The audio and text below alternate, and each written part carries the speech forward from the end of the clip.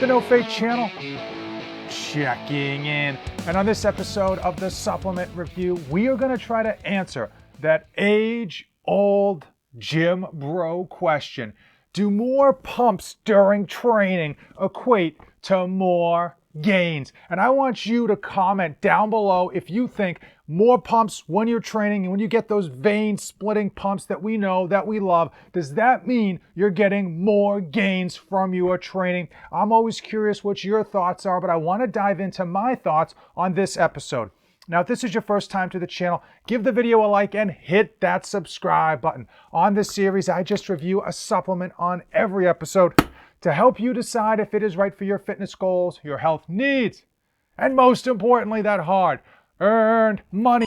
The product is Pump Serum, a stimulant-free pre-workout. Now, the company is called Huge Nutrition. The website is hugesupplements.com. I'm going to link everything in the description. In the grand scheme of things, these guys are fairly new to the supplement industry, but I really like the majority of their lineup. And what they're doing now that they're more established is that they are releasing brand new flavors in their beloved product. So Jungle Juice, a really great flavor that just kind of hits beautifully, but the strawberry mojito, this one slaps. This thing is a nice strawberry flavor, and you get that twist of lime and a hint of mint mixed in there that all delivers to give you a satisfying pump product. Oftentimes with these pre-workouts and even stim-free pre-workouts, the flavors are so horrible people have to gag them down. And it's really nice to see companies focusing a little bit more on flavors, even though that doesn't affect the actual experience in terms of what it delivers.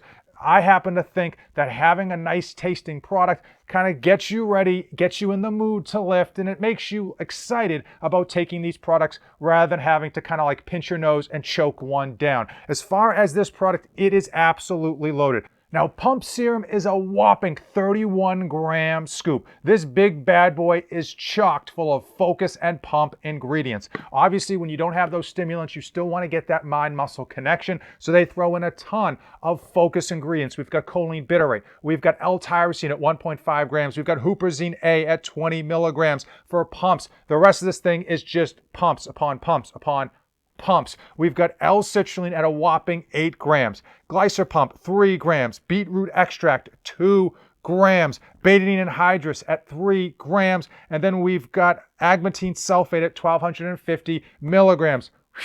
The website's hugesupplements.com. My code is NoFate247. That thing gets you a ton off. It saves you a ton of money. You can get this with that code for like $1.75 per scoop, per serving. And keep in mind, all the supplements have been going up because expenses, whether it's shipping, whether it's the products themselves, have been going up because of the manufacturing issues overseas. And hey, the ones we're experiencing here in the US of A. But at $1.80 per scoop for a whopping 31 grams, that is getting your money's worth. But how does it hit in the gym? The focus on this thing is very good. However, it is overshadowed by the sheer size of the pumps. I mean, veins in your forearms, veins in your biceps, veins in your shoulders, and then you just feel absolutely swole. Absolutely delivers on its namesake, Pump Serum. But let's get to the heart of the matter. Do you think pumps in the gym equate to gains? I want you to drop a comment below. I know we've got so many influencers out there telling you that you need to get a crazy pumps, and you obviously love our Instagram, TikTok photos and social media photos of people with just roadmaps on their arms and veined out of their mind. And of course, there's that iconic Arnold Schwarzenegger line from Pumping Iron when he talks about getting the pump in the gym. So can you believe how much I am in heaven?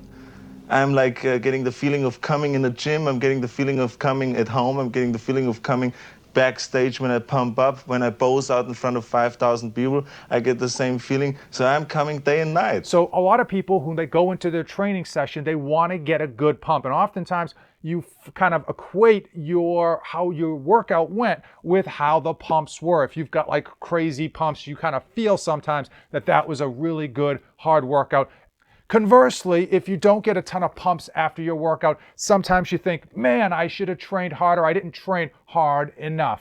Let's dissect this issue. On one side, you've got strength competitors, squat, bench, deadlift.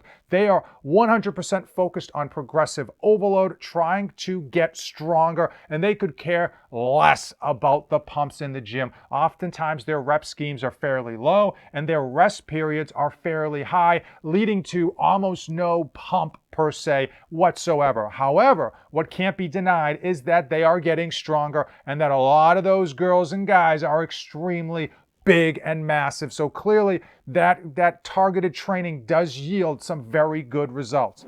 Let's look at the other side of the coin. One example is bodybuilders. They tend to do lots of sets, lots of reps, and little time between those sets. And conversely, they look to drive all that blood into the muscle to get those pumps that look so good on social media. And we can all say that they've got some gains. Also CrossFitters, and I know it's a pretty difficult topic for some people to swallow, but they've got some serious pumps when they're training. Regardless of the workouts that they're doing, they tend to have crazy veins going up all over their body, in large part because of the intensity and because of the high reps that some of their workouts do entail.